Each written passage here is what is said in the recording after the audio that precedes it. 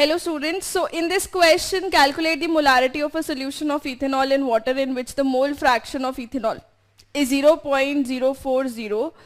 Assume the density of water to be 1. आपको molarity find out करनी है. Molarity is basically number of moles divided by volume of solution. तो basically you have to know number of moles of ethanol चाहिए आपको और volume of solution चाहिए. Now अगर हम इसके अंदर देखें solution के अंदर you have ethanol and you have water. तो मोल फ्रैक्शन के अकॉर्डिंग अगर हम मोल फ्रैक्शन ऑफ वाटर निकालते हैं that will be 1 minus 0.04 because mole fraction of ethanol is 0.04. So the mole fraction of water will be 0.96 और इसे देख के हमें ये पता चलता है कि the number of moles of water are more और जो वाटर है वो बहुत ज़्यादा है क्योंकि तो इसलिए जो हम वॉल्यूम ऑफ सोल्यूशन कंसिडर करेंगे that will be the volume of water जो हम लेकर के चल रहे हैं. Now let's suppose the volume of water is 1 litre.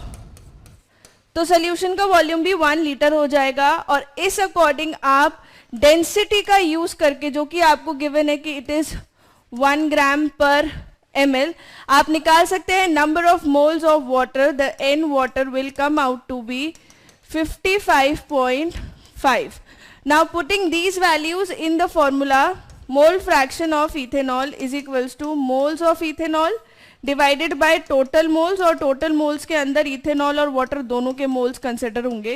mole fraction is 0.04 n ethanol by n ethanol plus 55.56 या 55 आप राउंड ऑफ कर देंगे तो 55.56 आ जाएगा. This will be 0.04 n ethanol plus 2.22 is equals to number of moles of ethanol. So number of moles of ethanol will come out to be 2.31.